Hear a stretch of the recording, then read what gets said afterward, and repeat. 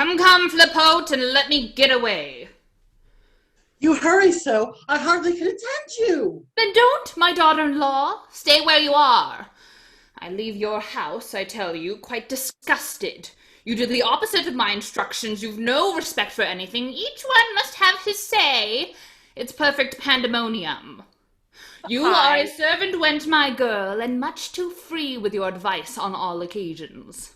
But, You're a fool, Grandma, my boy. Fool just spells your name. Let Grandma tell you that. I think that... Marry me, his little sister. You're all demure and innocent and shy, but I don't like your doings on the sly. But Mother... Daughter, by your leave, your conduct in everything is altogether wrong. You ought to set a good example for him. Their dear departed mother did much better. You are extravagant, and it offends me to see you always decked out like a princess. A woman who would please her husband's eyes alone wants no such wealth of fineries. But, madam, after all... Are you the lady's brother? I esteem you highly, love and respect you. But, sir, all the same, were I in my son's, her husband's place, I'd urgently entreat you not to come within our doors. You preach a way of living that decent people cannot tolerate. Mr. Tartuffe, your friend is mighty lucky. He is a holy man and must be heeded. If we must hark to him and heed his maxims, there's not a thing we do but what's a crime. He censures everything, the zealous carper. And all he censures is well censured too. He wants to guide you on the way to heaven. My son should train you all to love him well. oh, no, madam, look you, nothing, not my father, nor anything can make me tolerate him. I should belie my own feelings not to say so. His actions rouse my wrath at every turn. Besides, it is downright scandalous to see this unknown upstart master of the house, this vagabond, who hadn't when he came shoes to his feet or clothing worth $6, and who so far forgets his place is to censor everything and rule the roost. Mercy sakes alive! Things would go better if all were governed by his pious orders. Yes, you take him for a saint, but in fact, he's nothing but a hypocrite. A holy man. You hate him and reject him because he tells home truths to all of you. 'Tis sin alone that moves his heart to anger, and heaven's interest is his only motive. Of course, but why, especially of late, can he let no one come near the house? Upon my word, he's jealous of our mistress. Do hold your tongue and think what you are saying. He is not alone in censuring these visits. Madam, can you hope to keep folks' tongues from wagging? It would be a grievous thing if, for fear idle talk about us, we had to sacrifice our friends. No, no. Besides, it's always those whose conduct's most ridiculous who are quickest to speak ill of others. These arguments are nothing to the purpose. Orante, we all know, lives a perfect life. Her thoughts are all of heaven, and I have heard that she condemns the company you keep. Oh, admirable, pattern, virtuous dame. Yes, she lives the model of austerity, but age has brought this piety upon her. For as long as she could capture men's attentions, she made the most of her advantages. But now she sees her beauty vanishing. She wants to leave the world that's leaving her.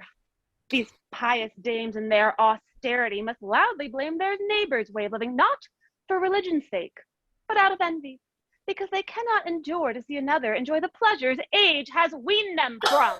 There! That's the kind of rigmarole to please you, daughter-in-law. One never has a chance to get a word in edgewise at your house because this lady holds the floor all day. But nonetheless, I mean to have my say, too. I tell you, my son did nothing wiser in all his life than take this godly man into his household. Heaven sent him in your great need to make you all repent. These visits, these assemblies, and these parties are all inventions of the evil spirit.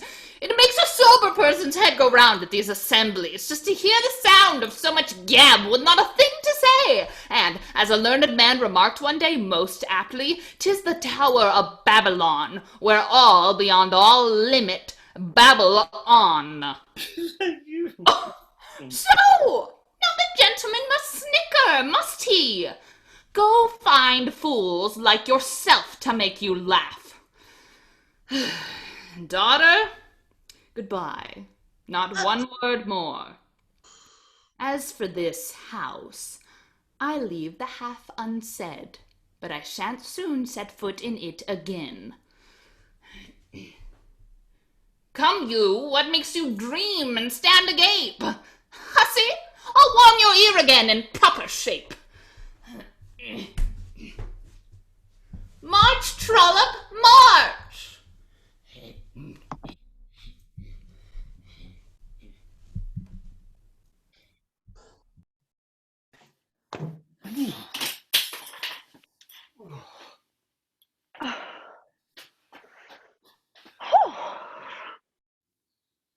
I won't escort her down. How she got angry with us all for nothing? And how she seems possessed with her Tartuffe? Oh, her case is nothing compared to her son's. To see him, you'd say he's 10 times worse. He is besotted since he's been so taken with this Tartuffe. He calls him brother, loves him 100 times as much as mother, son, daughter, and wife. He tells him all his secrets, lets him guide his acts and rule his conscience. At table, he must have the seat of honor, while with delight our master watches him eat as much as 6 men could. And if he belches, master exclaims, God bless you. Oh, God, he dotes upon him.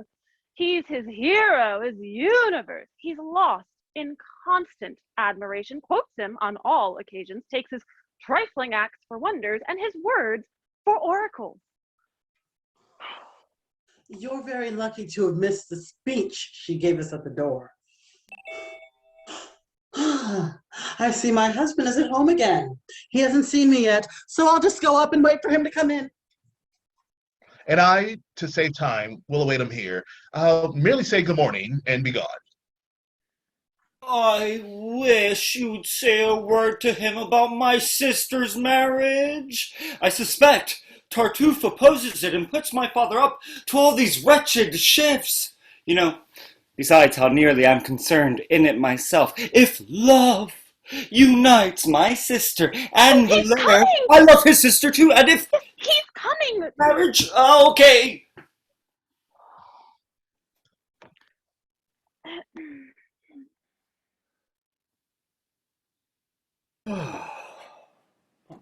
Good morning, brother.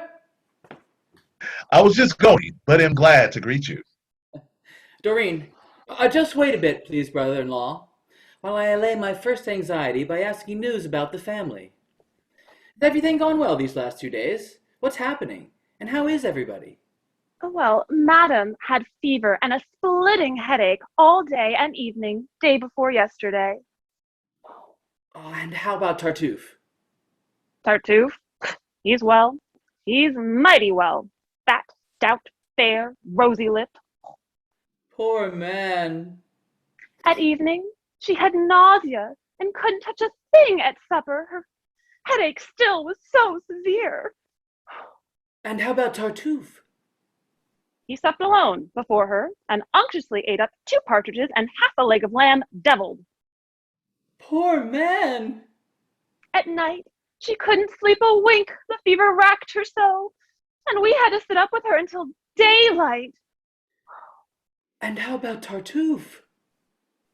Gently inclined to slumber, he left table, went to his room, got himself straight into a good warm bed, and slept quite undisturbed until morning. Poor man. At last, she let us persuade her into sending someone for the doctor. Now, she's feeling better. And how about Tartuffe? He plucked up courage properly. At breakfast, he drank 4 huge draughts of wine. Poor man.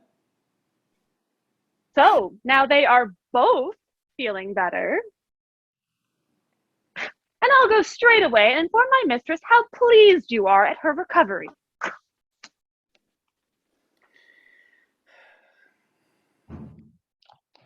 Brother, she ridicules you to your face. And I, though I don't want to make you angry, must tell you candidly that she's quite white. Has such infatuation ever been heard of? Ah, if you had seen him as I saw him first, you would love him just as much as I.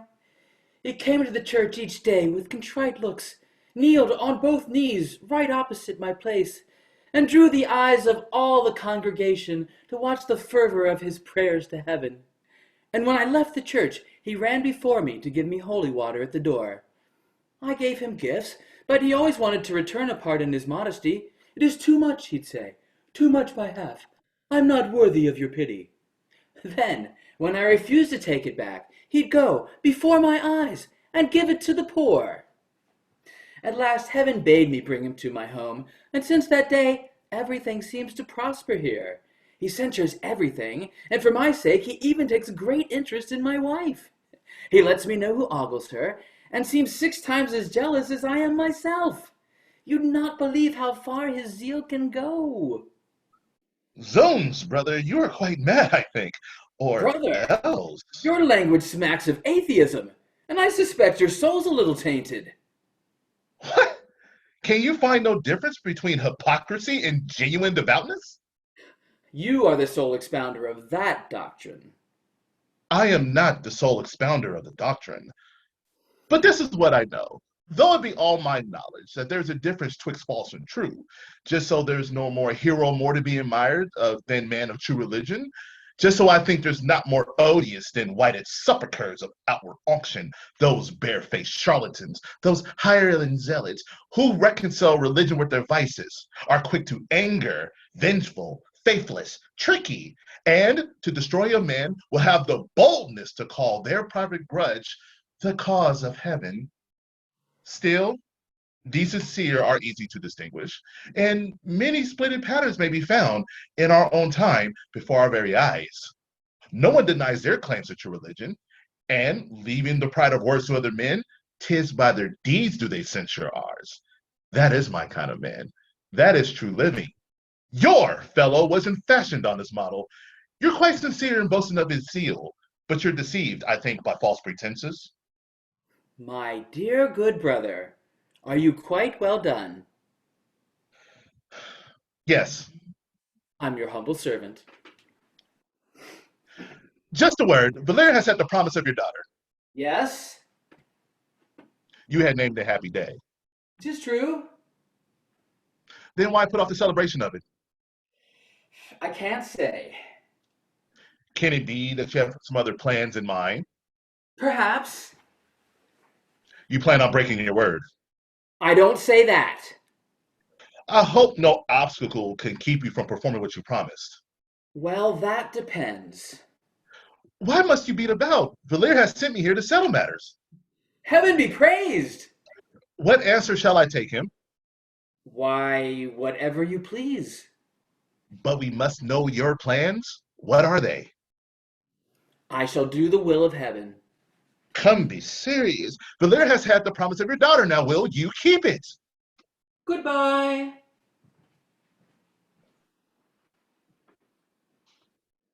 His love, methinks, has much to fear.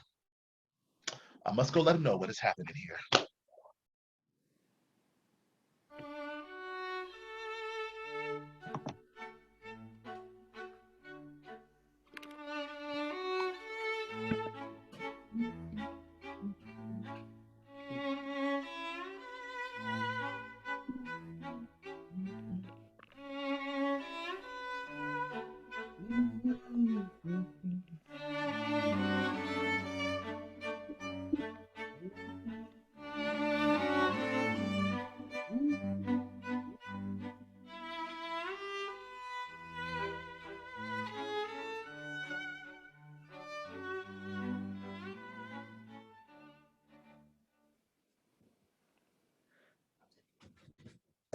Now, Marianne! Yes, Father? Come, I'll tell you a secret. Yes. What are you looking for? You see, there's no one there to spy on us. This little closet's mighty fit to hide in.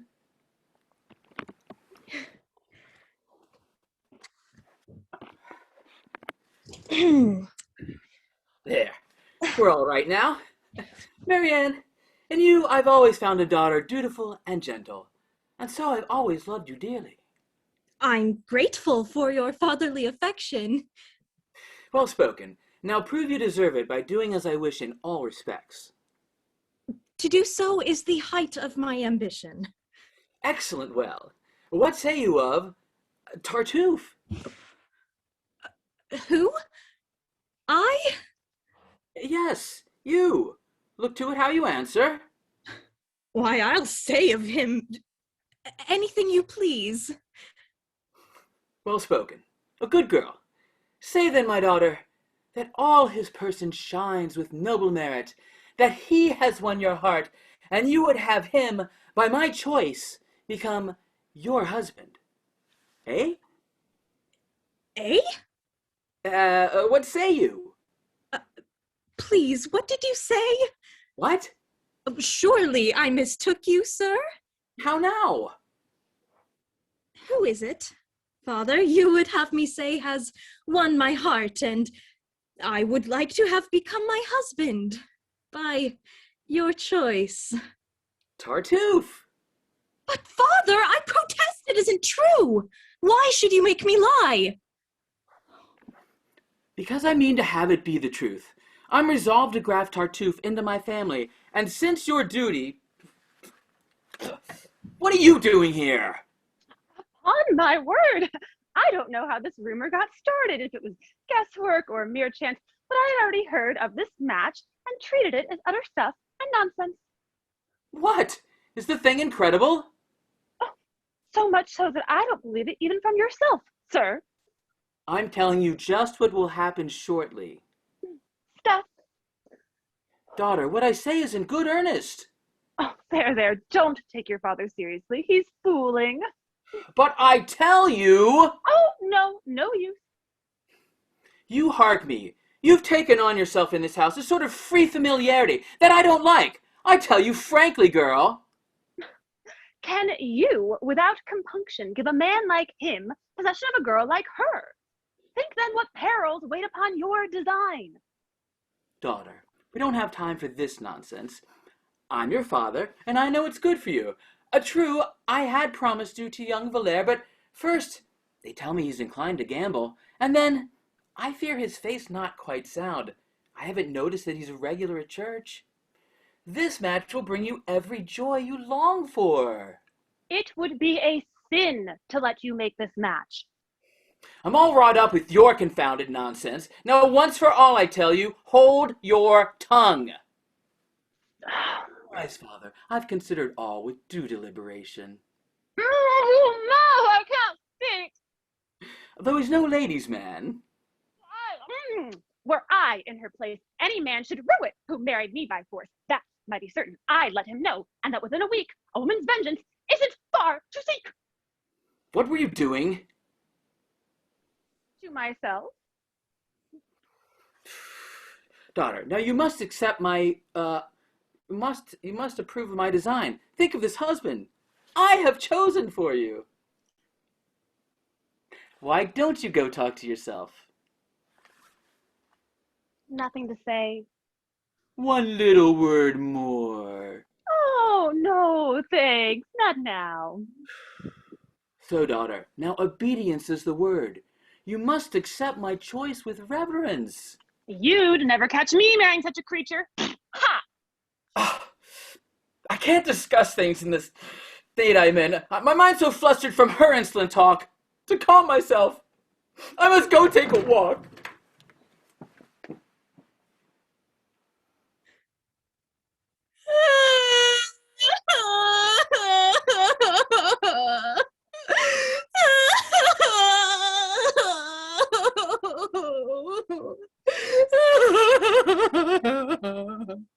Say, have you lost the tongue from out your head? And must I speak your role from A to Z? You let them broach a subject that's absurd, and don't oppose it with a single word. What can I do? My father is the master. Do everything to ward off such a disaster. Father's rights are such, it seems to me, that I could never dare to say a word. Come, talk it out. Okay. Oh, there. There.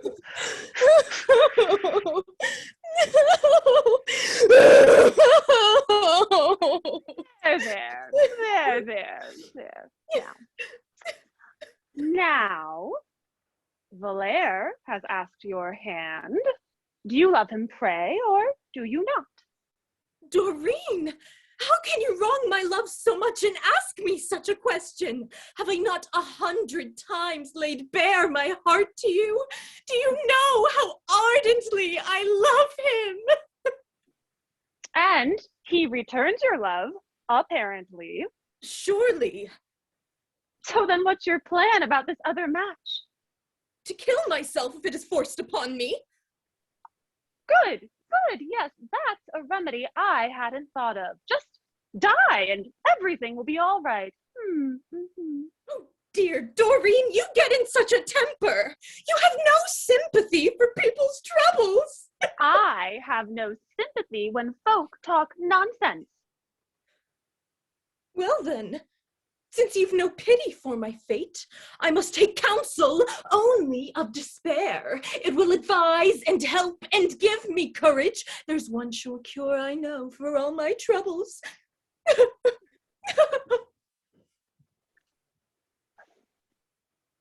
Oh, there, come back. I can't stay angry at you long. I must take pity on you after all. Don't you see, Doreen? If I must bear this martyrdom, I certainly shall die. Now, don't you fret. We'll surely find some way to hinder this. Oh, but here's Valere, your lover.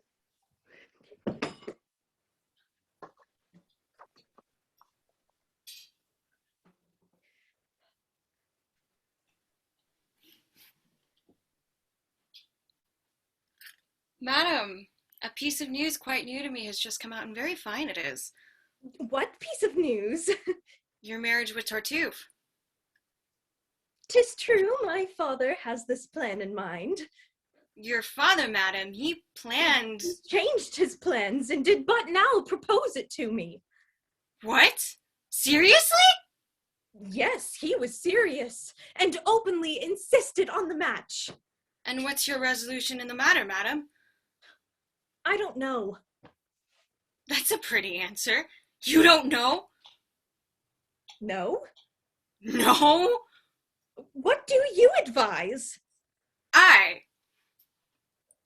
My advice is, marry him by all means. That's your advice? Yes. Do you mean it?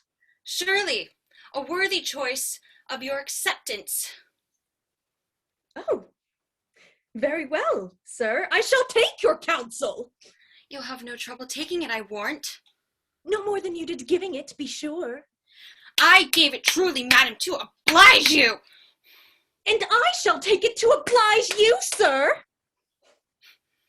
So, that was your love? And it was all deceit when you... I beg you, say no more of that. You told me squarely, sir, I should accept the husband that is offered me. And I will tell you squarely that I mean to do so, since you have given me this good advice. Don't shield yourself with talk of my advice.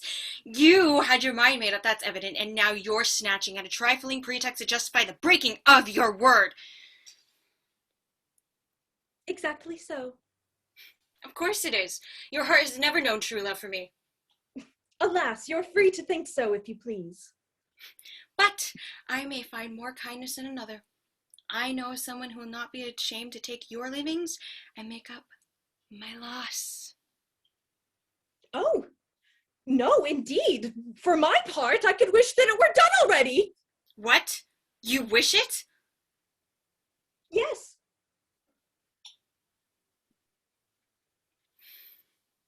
I'll go at once and do as you desire. 'Twas you that drove me to this desperate pass.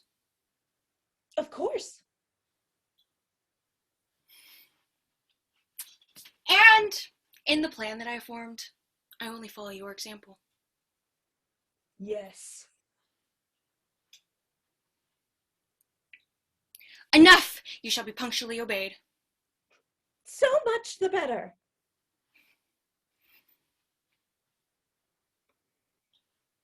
This is once for all. So be it then.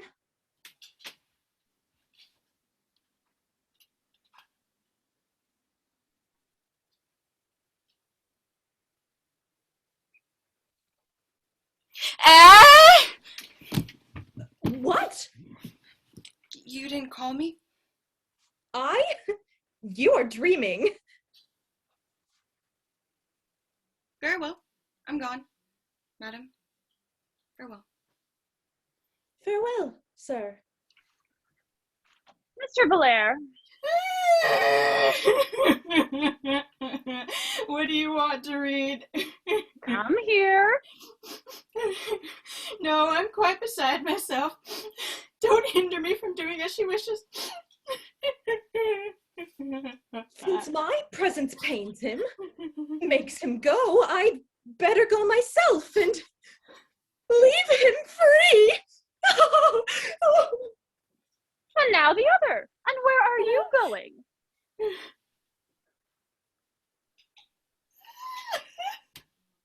Just clear the sight of her is torture to me. No doubt 'twere better I should free her from it. Now, stop your fooling. Come here. Yes, you and you. Fools, both of you. She loves none but you and thinks of keeping faith with you. I vouch for it. And he loves none but you and wants just to be married to you. I'd stake my life on it. You love each other better than you think.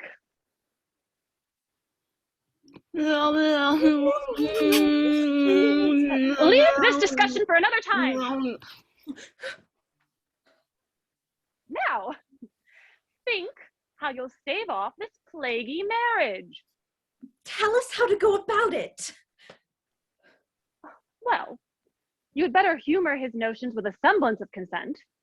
That way, in case of danger, you can block the marriage by delay. Now, you go at once and set your friends at work and make them keep their word to you, while we will bring the brother's influence to bear and get the stepmother on our side too. Goodbye. Whatever efforts we may make, my greatest hope, be sure, must rest on you. I cannot answer for my father's whims, but no one, save Valere, shall ever have me. You thrill me through with joy. Whatever comes. Oh, ew, no. These lovers, never done with prattling. Now, goodbye. One last word. Be off! Oh. May lightning strike me down! May I be everywhere proclaimed a scoundrel if any reverence or higher power shall stop me, and if I don't do straight away something desperate. Ooh. You moderate these towering passions. Your father did but merely mention it. No, I must end this paltry fellow's plot, and he shall hear from me a word or two. Oh, no. Just go slow now. Leave this fellow, your father too, in your stepmother's hands. She has some influence with this Tartuffe. He makes a point of heeding all she says, and I suspect he is fond of her. Now, she has sent for him on your behalf to sound him on this marriage, to find out what his ideas are, and to show him plainly what trouble he will cause if he persists in giving countenance to this design. So off with you and let me wait for him. I may be present at this interview. No. Be left alone. I won't so much as speak to him. Go on. We know you and your high tempers just the way to spoil things. Now, be off! No, I must see. Look, I'll keep my temper. You plague! Oh, he's coming. Hide! Lawrence, put up my haircloth shirt and scourge, and pray that heaven may shed its light upon you. If any come to see me, say I've gone to share my alms among the prisoners. What affectation and what showing off? What do you want with me? Oh, to tell you that... Pray, before you speak, take this handkerchief. What? Cover up that bosom which I can't endure to look on. Such things offend our souls and fill our minds with sinful thoughts. Well, for my part, I'm not so prone to lust. Why, I could see you stripped from head to foot, and all your hide not tempt me in the least. Show in your speech some little modesty, or I must instantly take leave of you. No. I'll leave you to yourself. I've just one thing to say. Madam will be down soon and begs the favor of a word with you. Will she come soon? I believe I hear her now. May heaven's overflowing kindness ever give you good health of body and of soul, and bless your days according to the wishes and prayers of its most humble votary. I'm very grateful for your pious wishes. And how are you recovered from your illness? Quite well. The fever soon let go its hold. My prayers, I fear, had not sufficient merit to have drawn down this favor from high on, but every entreaty I made to heaven had for its object your recovery. You're too solicitous on my behalf. Oh, we could not cherish your dear health too much. I would have given mine to restore it. That's pushing Christian charity too far. I owe you many thanks for so much kindness. I do far less than you deserve. There is a matter I wish to speak of in private. I am glad there's no one here to listen. Madam, I am overjoyed. 'Tis sweet to find myself alone with you. This is an opportunity I've asked of heaven many a time, till now in vain. All that I wish is just a word from you, quite frank and open, hiding nothing from me.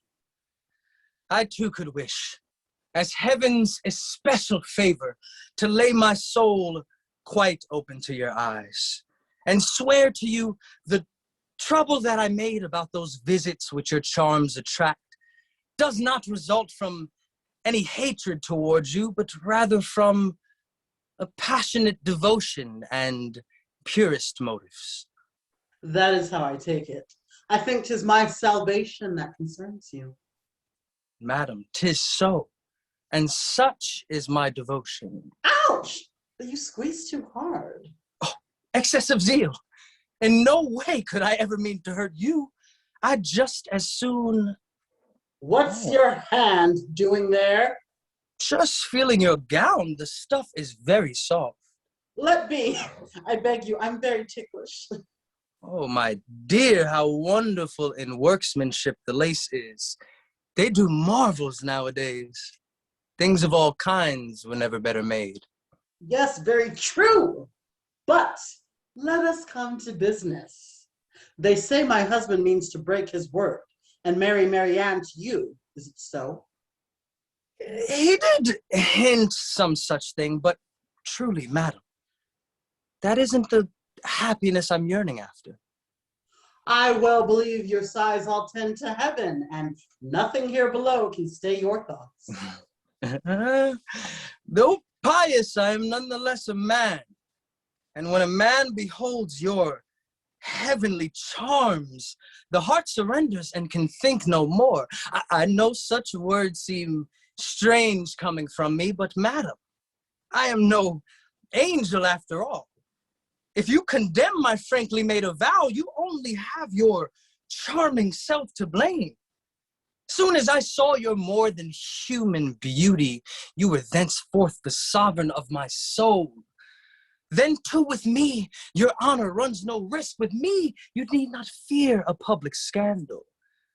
So you may find with hearts like ours sincere, love without scandal, pleasure without fear. But don't you fear that I may take a fancy to tell my husband of your gallant passion? I know that you're too good and generous and will pardon my temerity.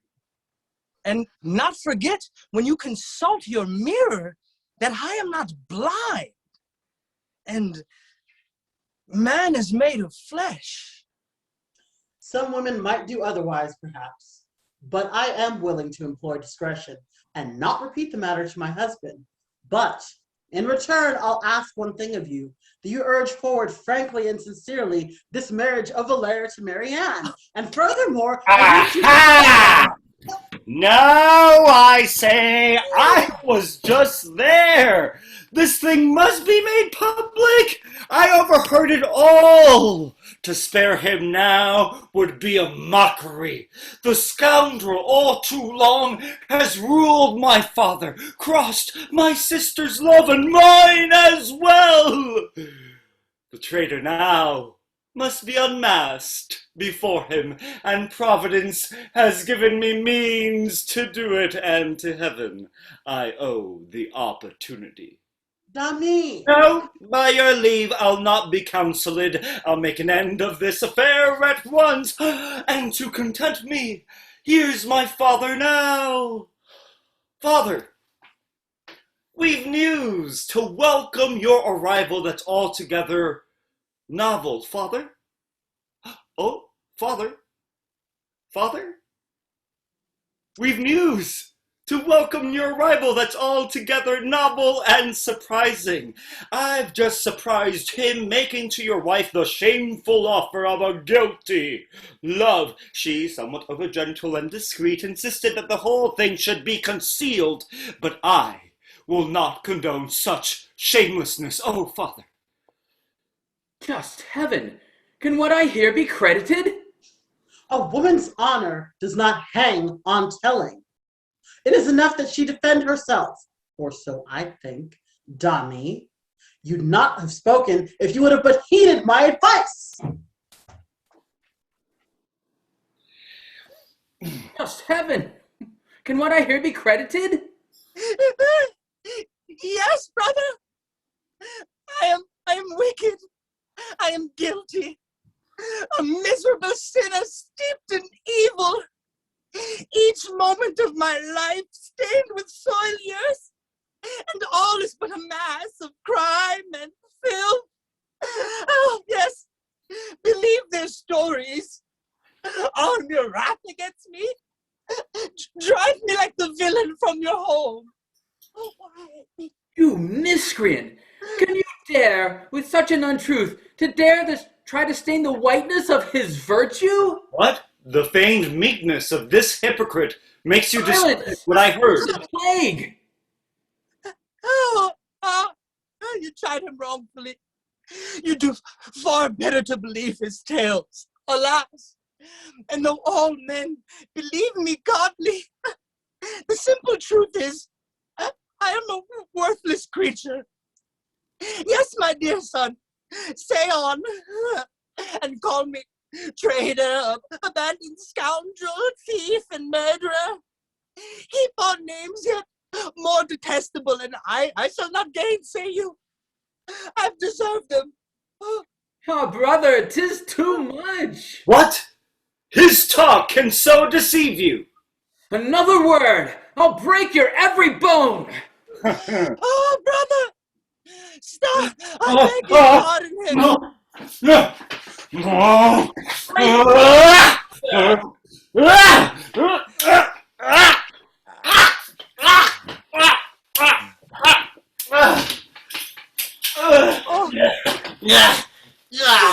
Stop! Upon my knees, I beg you. Pardon him.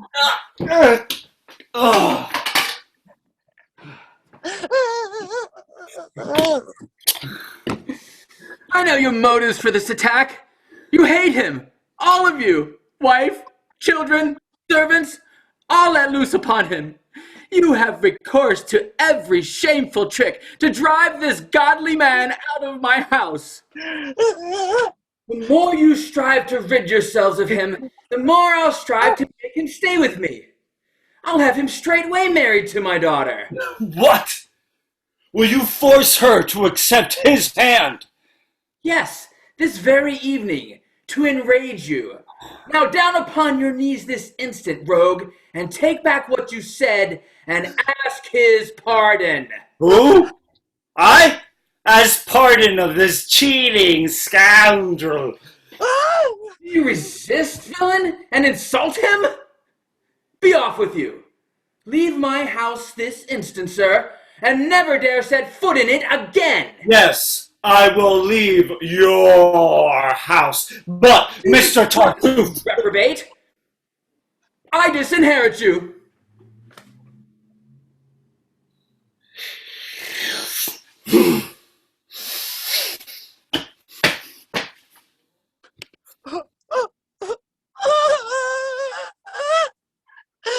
Oh, heavens! Forgive him! All the pains he gives me! Oh, could you but know with what distress I see them try to vilify me to my brother! Oh, my horror at it! My heart is so full I cannot speak! Oh, I think I will die of it! Scoundrel! I wish I'd never let you go, but slain you on the spot where you stood! Brother, compose yourself. Don't be angry. Oh, nay, brother! Oh, let us end these painful quarrels. I see what troublous times I have brought upon you, and I think 'tis needful I leave this house. What? You can't mean it. Yes!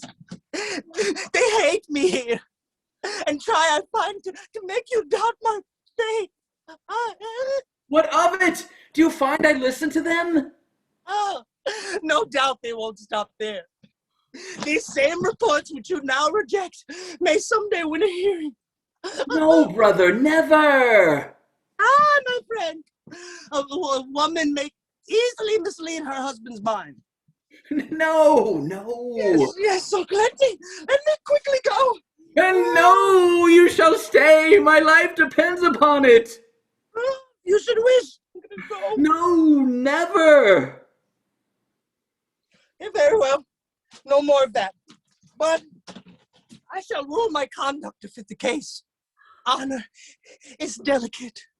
Friendship binds me to forestall suspicion, prevent all scandal, and avoid your wife. No, you shall haunt her, just to spite them all. You shall be seen together at all hours. And what is more, the better to defy them, I'll have no other heir but you. And straightway I'll go and make a deed of gift to you, drawn in due form, of all my property. You will accept my offer, will you not?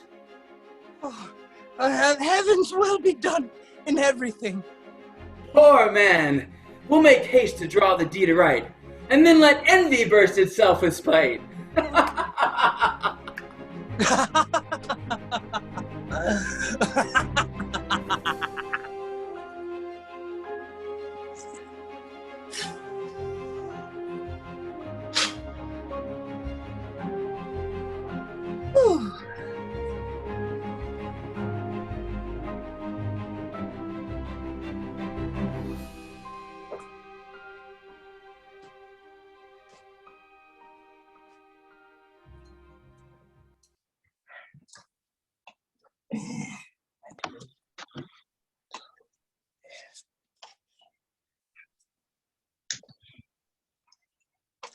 Yes, it's become the talk of all the town, and I have met you, sir, most opportunely, to tell you a word of my frank opinion.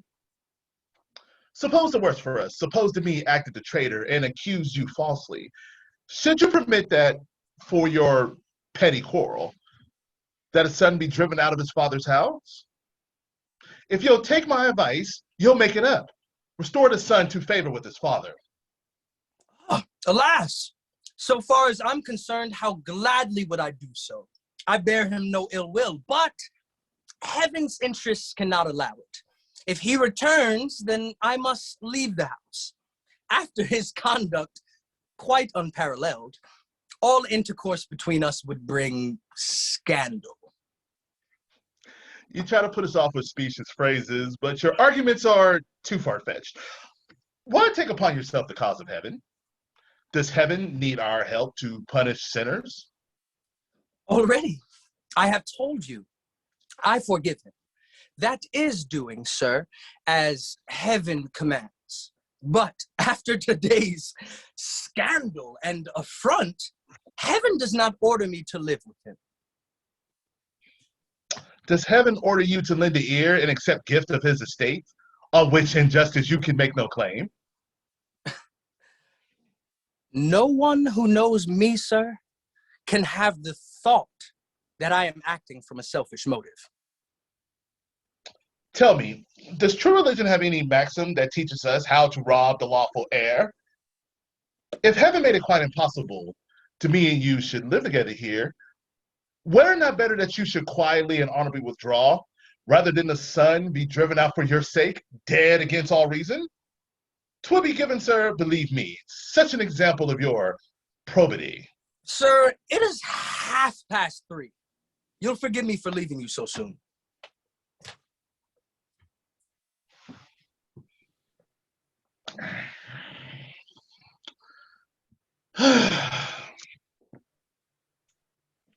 Sir, we beg you to help us all you can on her behalf. This match her father means to make tonight drives her each moment to despair.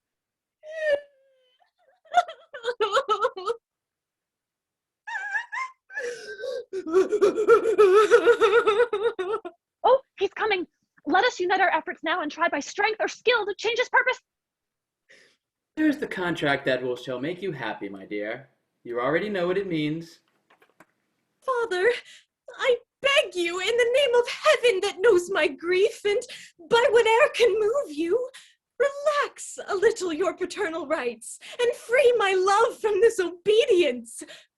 Upon my knees, oh, save me from the torment of being possessed by one whom I abhor, and do not drive me to some desperate act by exercising all your rights upon me. Come, come, my heart, be firm. No human weakness. I am not jealous of your love for him.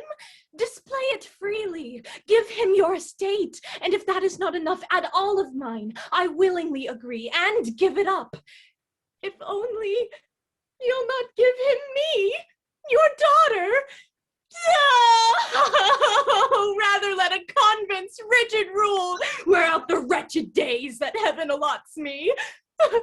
These girls are ninnies, always turning nuns when fathers thwart their silly love affairs. Get on your feet. The more you hate to have him, the more 'twill help you earn your soul's salvation. So mortify your senses by this marriage, and don't vex me about it any more. But what about... You hold your tongue before your betters. Don't dare say a single word, I tell you. If you would let me answer and advise you, brother. Brother, I value your advice most highly, but you'll allow me not to follow it. I can't find words to cope with such a case. Your blindness makes me quite astounded at you. I know you're partial to my rascal son, and didn't dare disavow the trick he tried to play on this poor man. Besides, you were too calm to be believed. If that had happened, you'd have been far more disturbed. What your unbelief would answer if I should let you see we've told the truth. See it? Yes. Nonsense. Come, if I should find a way to make you see it clear as day. Why, then I'd say nothing. It can't be. Your error has endured too long already, and quite too long you've branded me a liar. I must at once, for my own satisfaction, make you a witness to the things we've told you. Amen. I take you at your word. We'll see what tricks you have and how you'll keep your promise. Bid him come down to me, and you two withdraw. Bring up the table and get under it. What? One essential is to hide you well. Why under there? Oh dear, do as I say. Be careful no one either sees or hears you. I'm going a long way to humor you, I must say, but I'll see you through your scheme. And then you'll have, I think, no more to say. But mind, I'm going to meddle with strange matters. Prepare yourself to be in no wise shocked. Whatever I may say must pass, since 'tis only to convince you, as I promised. By wheedling speeches, I'll make this hypocrite put off his mask. But since 'tis only to convince you of his guilt that I shall feign to share his love, I can leave off as soon as you're convinced, and things shall go no further than you choose. So, when you think they've gone quite far enough, it is for you to stop his mad pursuit. It is your own affair, and you must tend to it. Oh, here he comes. Keep still. Don't show yourself.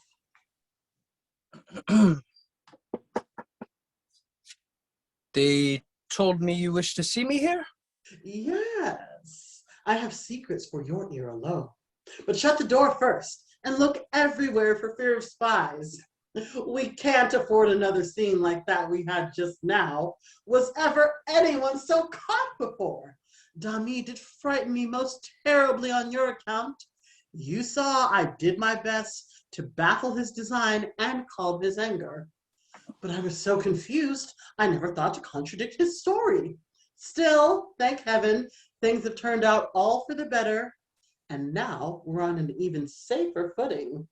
My husband can have no suspicion of you, and even insists, to spite the scandal mongers, that we shall be seen together constantly.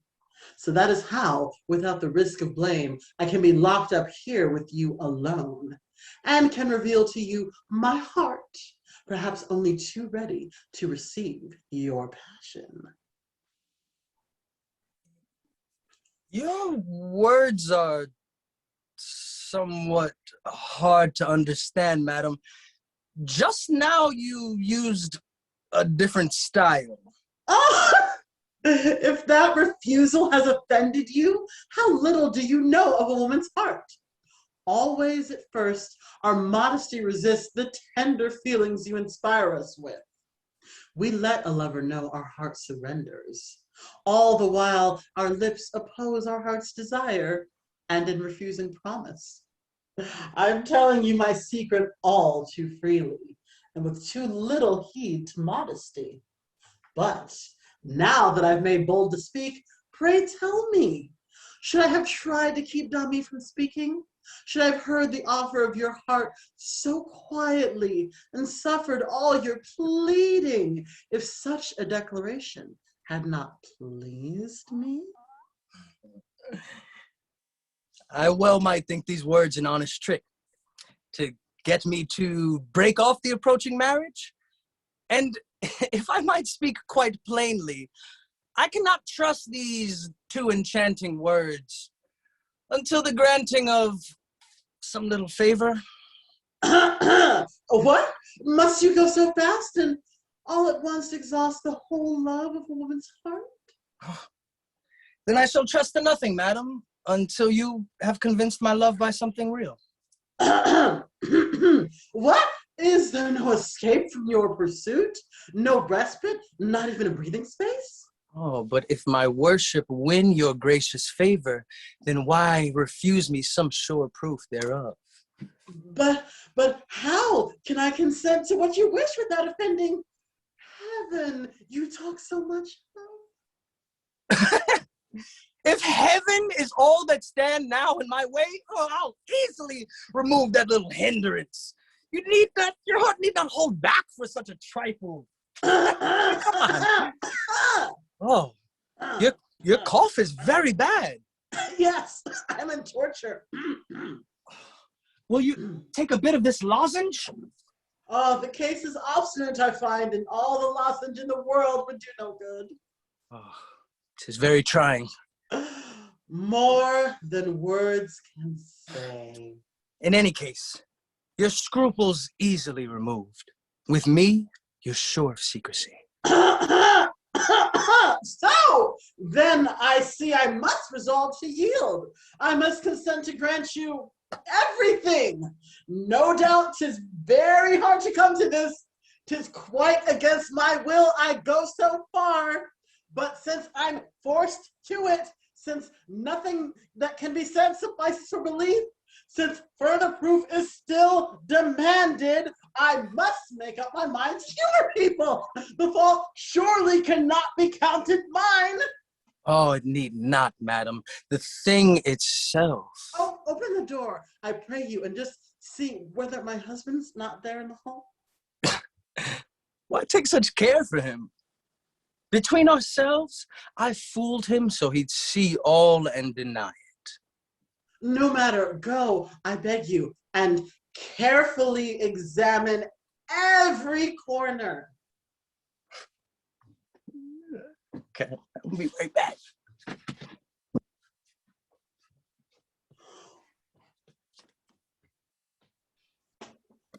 My faith, I'm dazed. I'm floored. I can't believe it. What? You come out so soon? You cannot mean it. Nothing more wicked e'er came out of hell. I've searched the whole apartment. No one is here. And now my ravished soul. Softly. You are too eager in your amours. You needn't be so passionate. Aha! Marry my daughter, eh? And want my wife too? I've doubted long enough if this was earnest, expecting all the time the tone would change. What you believe? Ha ha ha! Come now, no protestations. Get out from here and make no fuss about it. But my intent! That talk is out of season. You leave my house this instant. You're the one to leave it. You who play master here. This house belongs to me, I'll have you know. And show you plainly it's no use to turn to these low tricks to pick a quarrel with me. And that you can't insult me at your pleasure. For I have wherewith to confound your lies. Avenge offended heaven. Compel those to repent who speak to me of leaving. Ooh. What sort of speech is this? What can it mean? My faith, I'm dazed. This is no laughing matter. What? I see from his words my great mistake.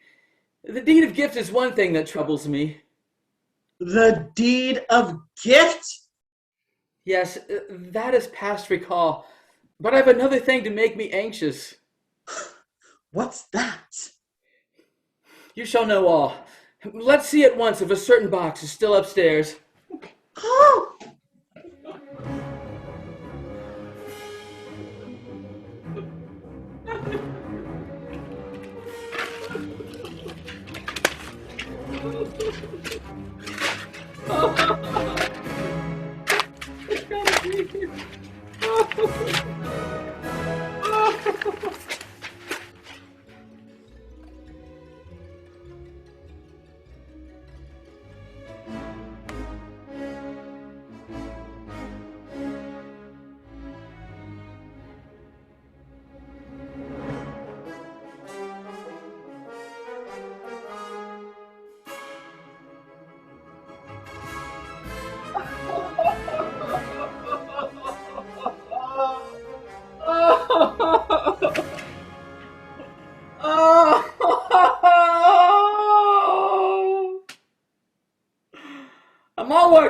about that wretched box. More than all else, it drives me to despair. That box must hold some mighty mystery? Argus, my friend who is in trouble, brought it himself most secretly and left it with me. He chose me in his exile for this trust.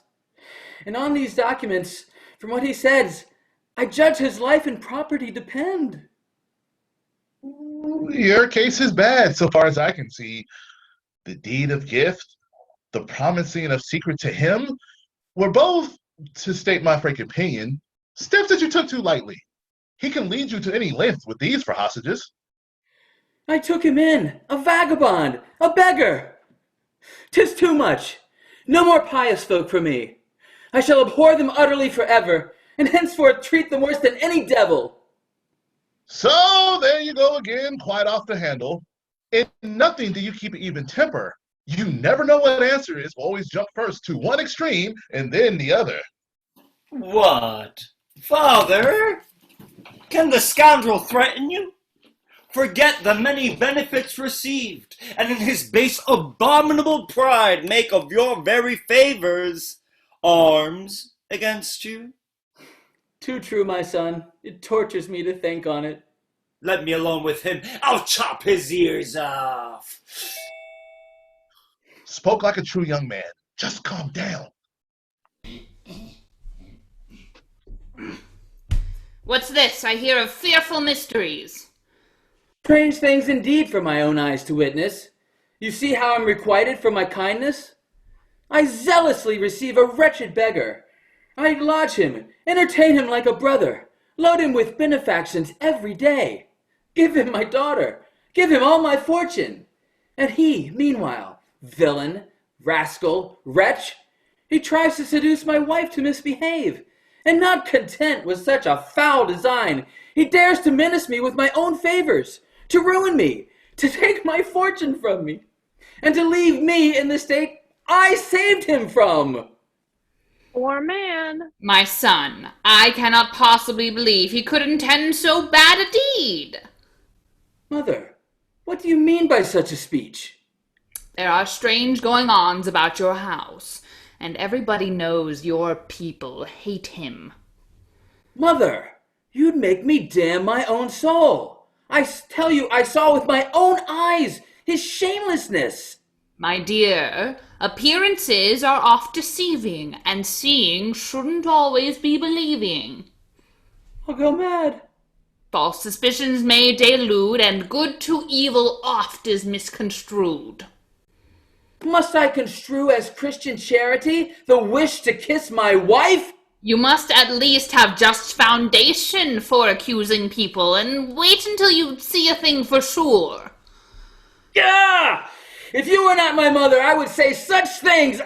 I know not what, I'm so enraged. Fortune has paid you fair to be so doubted. Well, you flouted our report. Now yours is flouted.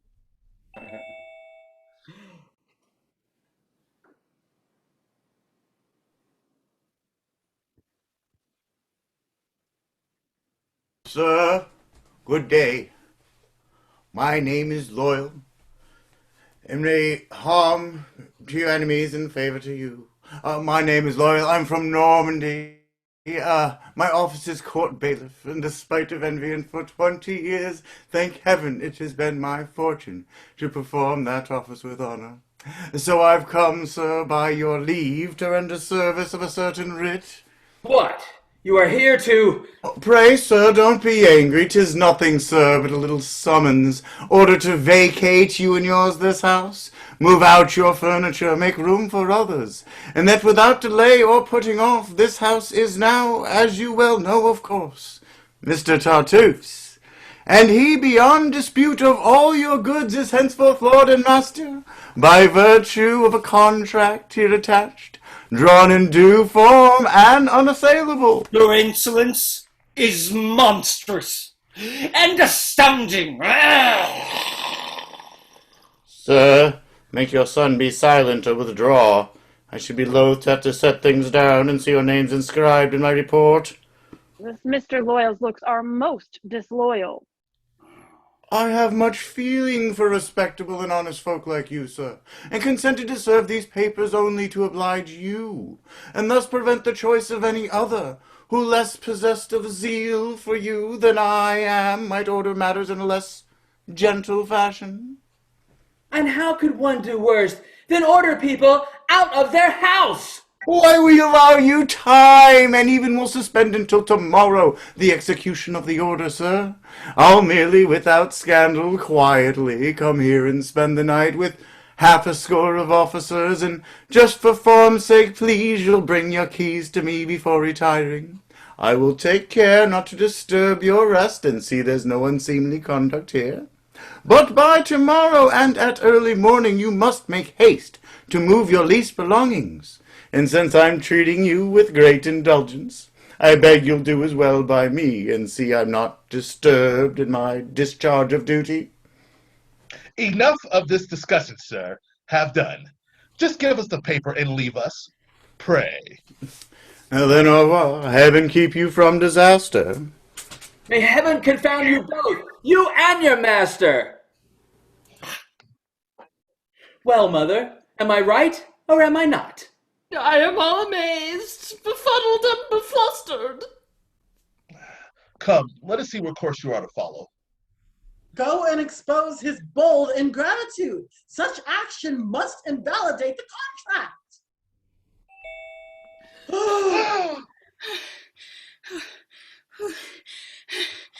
'Tis with regret, sir, that I bring bad news, but urgent danger forces me to do so.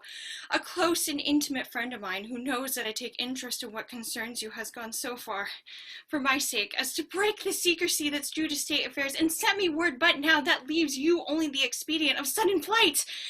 The villain who so long imposed upon you found means an hour ago to see the prince and to accuse you, among other things, by putting in his hands the private strongbox of a state criminal, whose guilty secret you, failing in your duty as a subject, he says, kept. I know no more of it, save that a warrant's drawn against you, sir, and for the greater surety, that same rascal comes with an officer who must arrest you. His right's armed. And this is how the scoundrel seeks to secure the property he claims. Man is a wicked animal, I'll own it. The least delay may be fatal, sir. I have an Uber and $1,000 provided for your journey at the door. Let's lose no time. The bolt is swift to strike, and such as only flight can save you from. I'll stay with you to seek a place of safety, and I'll help you reach it, sir. How much I owe your gracious care. Another time has served to thank you fitly.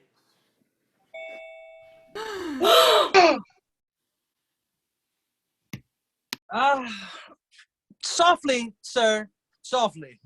Do not run so fast. You haven't far to go to find your lodging.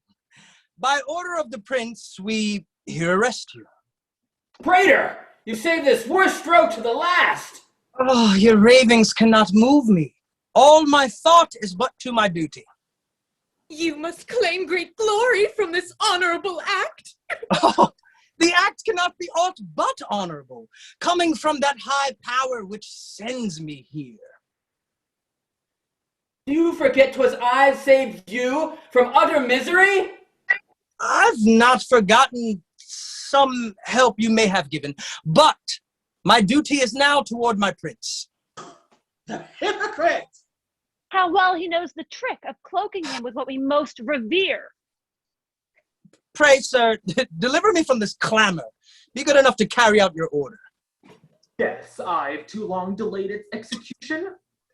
'Tis very fitting you should urge me to do it.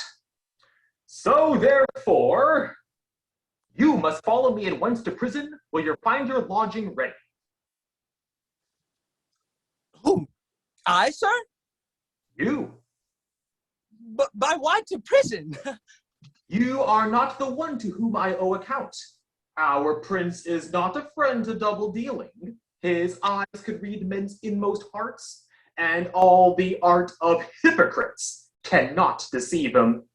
He honors and exalts true piety, but knows the false and views it with disgust. Accusing you, this knave betrayed himself. He stood revealed before our monarch's eyes, a scoundrel known before by other names, whose horrid crimes, detailed at length, might fill a long-drawn history of many volumes. Our monarch, to resolve you in a word, detesting his ingratitude and baseness, added this horror to his other crimes, and sent me hither under his direction. Your papers, which the traitor says are his, I aim to take from him and give you back. The deed of gift transferring your estate, our monarch's sovereign will makes null and void. And for the secret personal offense your friend involved you in, he pardons you. Yay! Now, heaven be praised. At last I breathe again. A happy outcome! Who'd have dared to hope it? There, traitor, now you're... Brother, hold! And don't descend to such indignities, I beg you.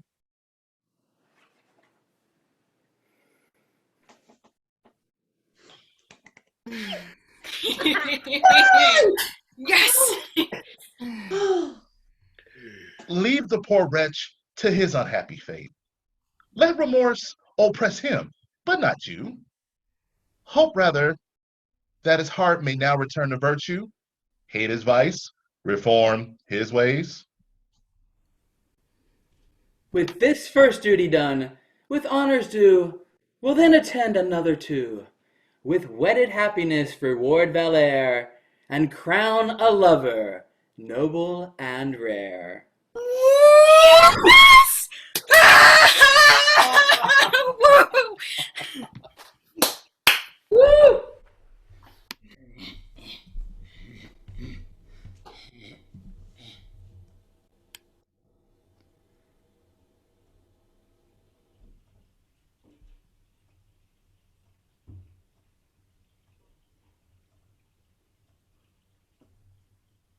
Flip out!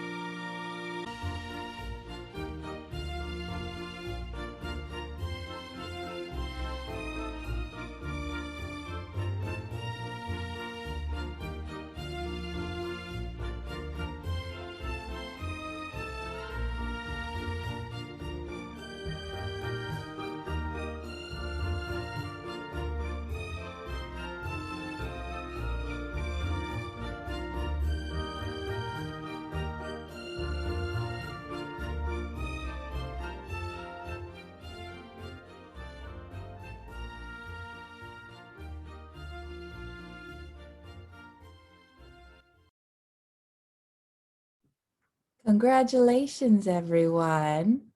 Great job. We're going to do a Q&A now, which is open to the public. So feel free to post some comments if you guys want to ask any questions.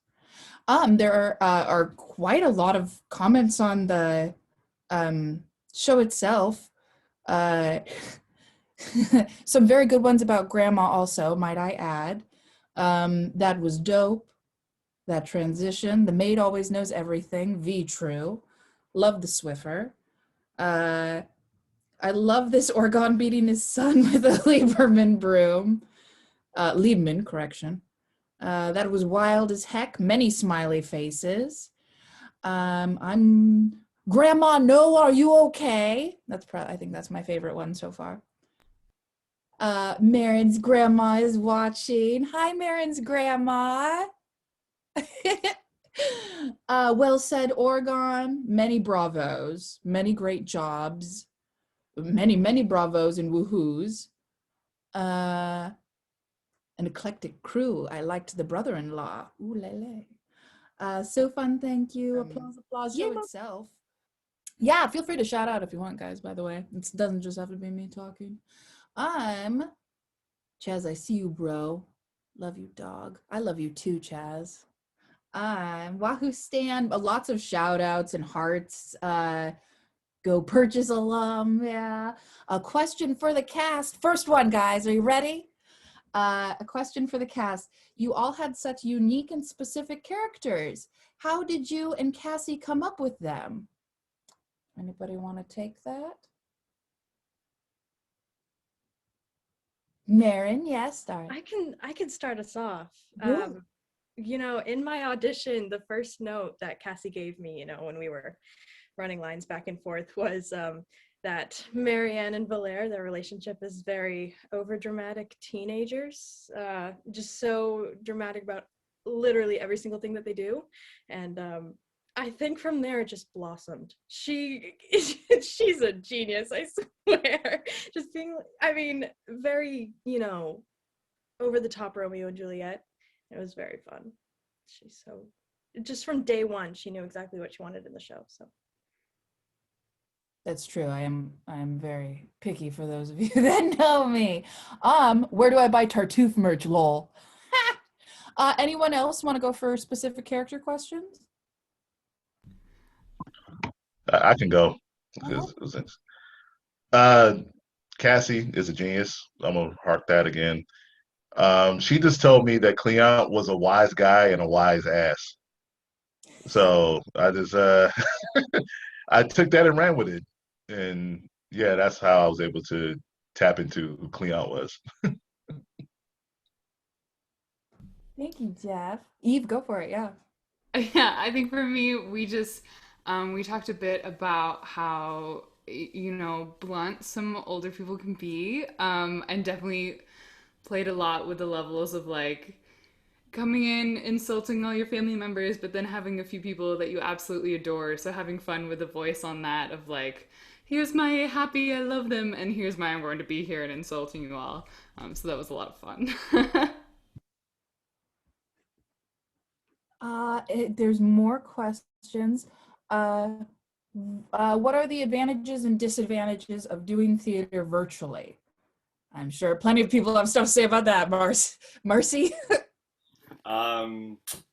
Yeah, I like the one I always like to complain about, particularly in most, is that you have to like in film or unlike in film, but you have to have your gaze in a relationship to the camera, either directly to it or a little off to it or around it. And what's most difficult about that is that like you then this like maybe in some rehearsals you can see each other, but really you can only go off what you're listening. And all of our actors are doing great physical choices as well as great vocal choices, and so sometimes it's just really difficult to like, seems like you're in a vacuum, so it really misses that energy of the room, of like that extra listening that actors do with their body when you're on stage with each other. That to me is the hardest, to try and recreate that with just sound, as if it's a play, but a sound play, radio play.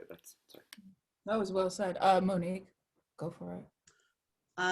Well, the advantages are not having to sit in traffic to get to rehearsal on time. And it's kind of nice to be able to do this from home in some ways. But as Marcy was saying, I really do miss the energy that's just in a room when we start reading a play and rehearsing together and breaking it down. It is very different doing theater like this. Although my acting teacher said something the other day that we are not doing virtual theater. This is real. It's through a screen, and we're all in separate homes, and some of us are in different states, but we are all acting from home simultaneously.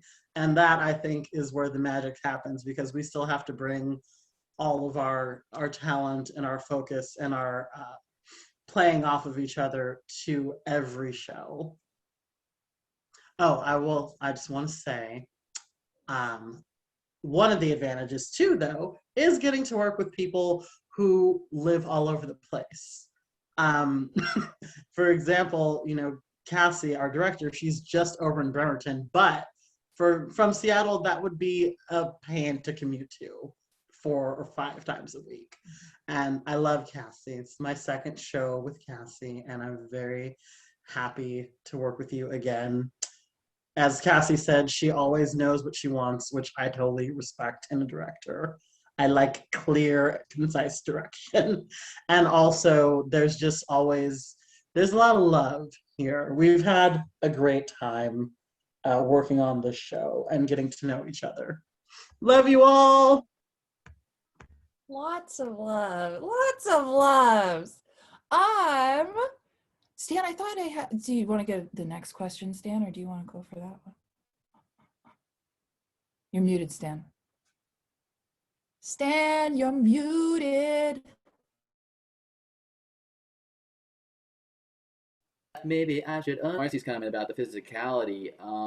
You're there's so much less blocking and stuff when you're on live stage. You kind of you align your dialogue to your blocking, and so when you're doing something physically, it kind of gets incorporated. And we're doing so much less here. I found that at one of the challenges for doing it virtually. Word, Stan, word. I'm gonna get some more questions over here. Thanks for asking some of my questions, guys. You guys are an awesome audience. Okay, actors, what was your favorite part of this experience?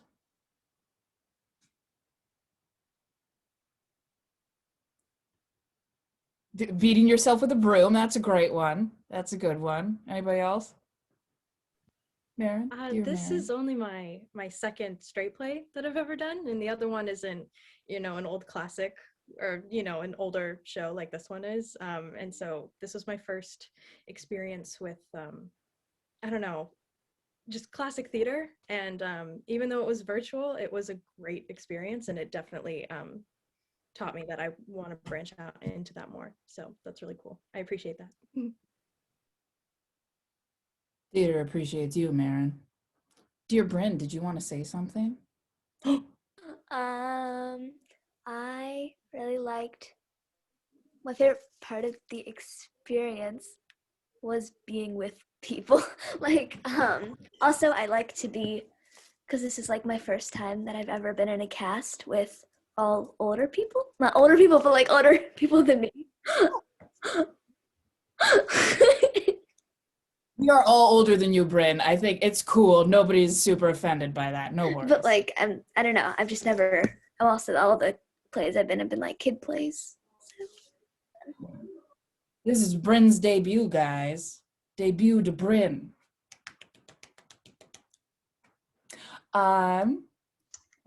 What's it like having to find connections with each other when you can't be in the same space? Anybody want to take that one? That's the hardest part, I think.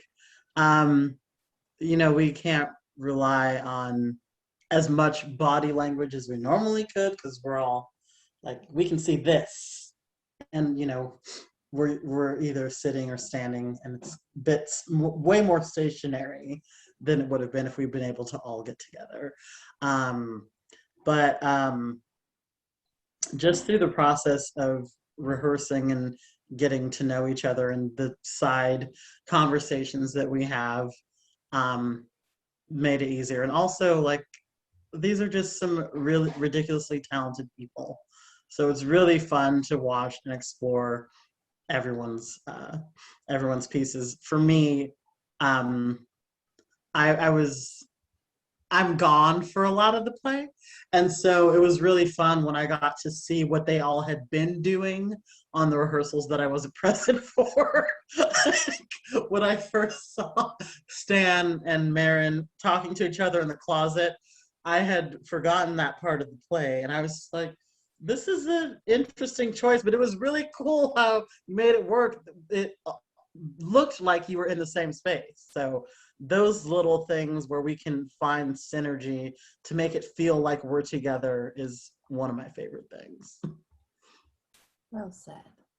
Yeah, I feel like, to go off of that and that question, for me, the biggest thing that I felt through this process that was like both, it wasn't difficult, but it was something I had to learn, and also something that was enjoyable, was like, because we have this distance and these screens and whatever else in between us, I found myself being way more, not precious, but like caring about what I was getting, and like taking whatever I was getting and attaching myself to that. So yeah, that felt like it was like a really joyous moment that would happen. Little things that I catch on screen and be like, oh, that's going to inspire me to do the next thing. A way that, Orgon would laugh would make me be like, oh, I want to taste some of that and figure out how I can regurgitate it. So I know for me, a bit of that was just like any little thing I could get, an eye movement of something somebody was wearing, I was going to use as inspiration. The articulate Chaz. Eve, you had your hand up, sweets. Yeah, I was just gonna say one of the harder things too is just timing the really fast lines. Like especially at the beginning, we did a lot of work with like everyone in the cast has very short interjections that like my character cuts off, and so that's especially difficult with like a little bit of zoom lag that we have. So having to be that much more on top of your lines, and yeah, getting to the point where like your fellow actors enough to know maybe the way they're going to say their lines so you can be reacting to it minuscule half a second before they even get to that word or that emotion. That's been exciting and difficult. I'm going to move on to the next question. Oh, I just said that one. Whoops. What was blocking like, and how did you decide and make decisions to utilize the actor's home? Oh, transitions, objects. Oh, well, for Cassie, what were the intentions behind that exploration? Fun fact for the audience, we were doing interactive boxes, which means that you would speak to the person to your side or to over to the side or up or down. We were doing that until about 2 weeks ago. And then Cassie nixed it because I realized that it was a bit too ambitious. And also, more importantly than that, everyone had so much more fun when they were able to look at each other and get things from each other. And I think that's the more important part about theater, as opposed to like creating cool boxy things. So that's just a whole different subject. But the decision to utilize the actors' homes, with the sort of theater I make, I usually use stuff that is at my disposal. I don't like to go out and buy stuff often because low budget theater. And so I kind of do that already. So with Zoom, it honestly was cooler because I had more stuff of people's to use, because I was able to see it in their house and be like, hey, can we use that or whatnot. That's my story.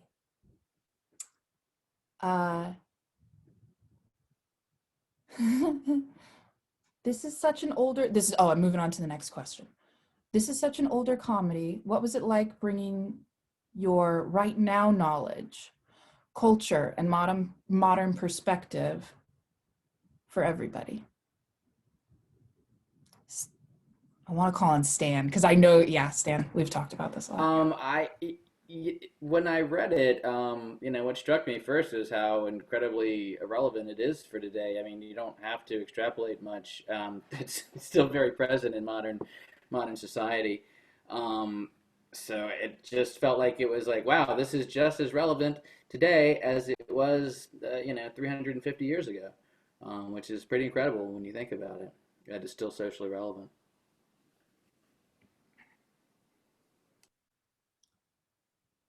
Dear Monique. Yeah, I agree with Stan. It is an older play, and except for the some of the structure of the language, it doesn't feel like it. It's a comedy about family and trying to convince people of the truth, which I feel like we've all done to some extent in the last several years. Um, it was interesting for me to do this. I actually did this play when I was a freshman in college, and coming to it again, being, as Bren pointed out, I'm an old person now. was pretty cool, getting to re-explore it. The last time that I was Madame Purnell, so every time Cassie would call that name, I would be like, what? Oh, wait, it's not me this time.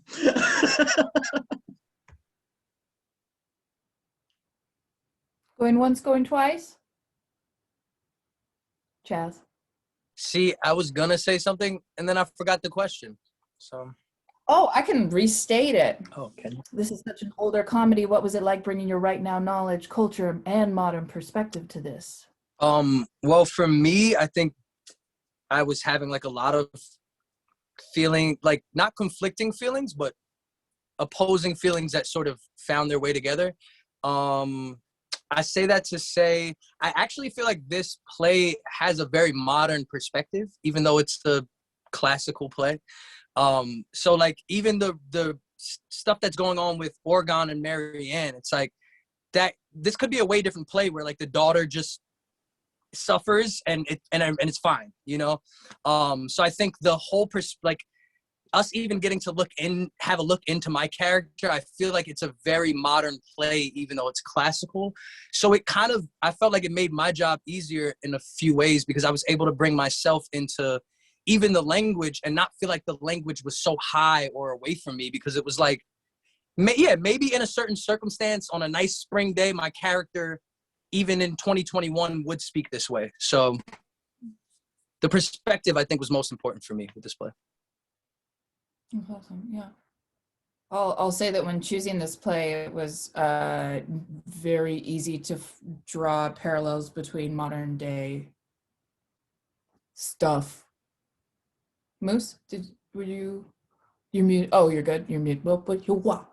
Well, I just wanted to add something on that like also the class thing is very modern as well, because like even amongst like the 1% of the world, arranged marriages to increase personal wealth still exist, despite of cultures or cultural differences or ethnic differences, and on top of that, the fact, just to add on what Chaz was talking about in terms of modern, the fact that not only the father, even though he does it in a manipulative way, but the whole family is trying to help the daughter out to marry out of love, I think is revolutionary for Moliere's time and very contemporary to what we think should be correct morally here. But like, it's just, to me, it's so interesting because it makes me think of like, who are the people that are currently living like this now, and what society, what's that world like? And so that's what was interesting about tapping into that, trying to tap into a little bit of that. But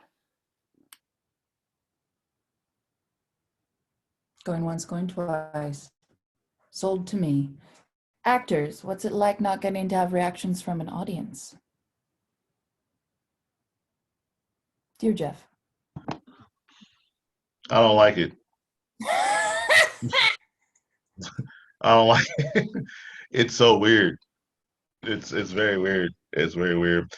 What's helped it is the cast, because everybody's fantastic. So the energy is still there. Everybody's still able to give that energy because we're using each other via screen. So it helped, but I rather have the real thing. Word, yeah. Go look at all y'all, Larissa. So I don't forget to unmute. Yeah, I think it's really difficult, but I think it goes back to what we were talking about before, where it's also, you're not getting the energy exchange you have with your fellow actors either, which is equally as hard. And so what Jeff was just saying, like, it almost feels like, especially for this past week where we've just been running the show, it's like we've become each other's audience almost. And like, this is all we have to feed off of is each other as actors. But it kind of feels like right now I'm talking to a void a little bit, which I know I'm not. Hello, everybody. But, it feels, it does feel like there's a real fourth wall now, because there kind of is virtually. Stan. Yeah, I think that in live theater, there's that, you rehearse things for weeks and weeks, and then, you do the pre-opening night show where people are there, and people are, you've been doing jokes for weeks, and then people are laughing at them, and you're like, oh, right, that's funny, or, oh, wow, that's dramatic. People are, like, gasping over that.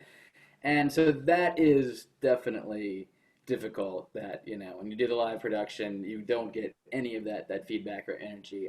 But yeah, I think for this show, like others have said, it's been the cast that's just, I'm watching people while I'm off stage and watching them do stuff, and it's, it's cracking me up, or I'm like, oh, that's really good. So that's where I feel you draw the energy from for these type of shows, for the virtual shows. Dear Marin. I just have a little bit to say, but I agree. I think it goes back to some of our earlier questions.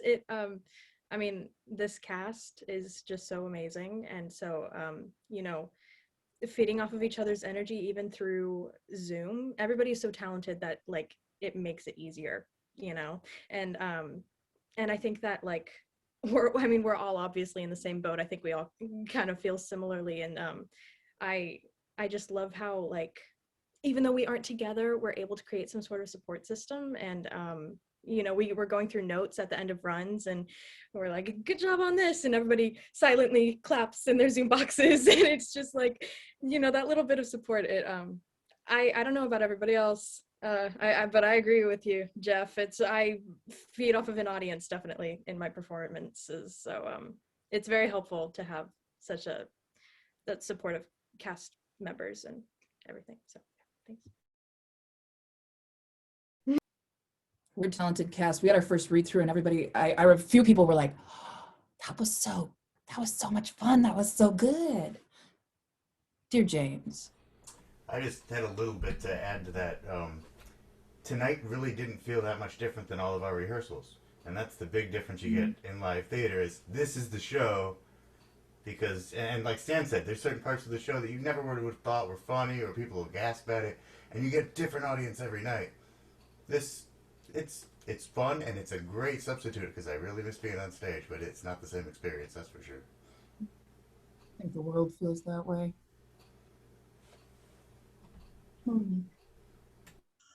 Oh, I miss having an audience. Like that moment of being backstage and hearing like the audience react to what's gone on before the first time I step out, and then going to be a part of that. Oh, I live for it. And then just the end, the applause, job well done. As Stan said, with all the rehearsing, like we know this play is funny, but it does get to be a little bit like, yes, we're rehearsing and it's the same for us, but getting to hear people's reactions to the work we're doing, that informs it a little bit. And that's what I love about live theater, is that even if you do the same show for 3 weekends in a row, every show is a little bit different depending on what you're getting from the audience and the way that you sort of gel as a cast. And I can't wait to be able to safely do this in person again. And also, a lot of you that are in Seattle, I would love to meet you and work with you for reals. This is weird. Someday. I thought I saw Moosey Laning, but I was wrong. Perchance? No. Well, it's just, like... If I give you the chance, why not? Yeah, don't give me the chance. It's just like particularly for live theater, but particularly for comedy, particularly for farcical comedy, like so much of the rhythm of the work is based on the actor's work, rehearsal, the director's dream, gags that are going on, things, blah, blah, blah. And then when all that is ready to be shown with people, it's kind of controlled by the audience in terms of how they take it, how it lands, because actors, our training is to, okay, it landed this way, so it change my rhythm up a little bit. Like it changes the whole delivery and really rhythm of the piece. So I think that's the hardest part without you all with us, is that like President, we know you're with us obviously, but like literally by hearing you breathe more, breathe less, or murmur more, murmur less, giggle, whistle, what have you, that becomes part of the play, becomes part of the rhythm of what we worked out, part of the life. So that's what. Rabble, rabble, moose. Yeah, I would also say that having watched it a bunch of times and also having taught online a bit over the past year, there still are vibes that can be sent across the interneties, across the internetal waves. And like there are vibes of the day. We had, what was it that was that Wednesday or something? And I was like, Wednesday vibes, guys. Like, and so everybody is still connected in that way. Energy can still be shared and given over that. It's just, it's a bit different because we kind of are our own beast. And a lot of the times the audience kind of like becomes part of the beast, words. But it's different this way because you do still feel a sense of, you get heightened on performance day and you do feel like energy, but it's just a different feeling, I would say. Anyone else going once, going twice? Sold to Cassie. That was the last question, actually. So thanks so much, everybody, for joining us. You're all fantastic. Snaps for y'all. Thanks for the wonderful questions and for joining us. We love you all, and we will see you next time. So weird being done. So love to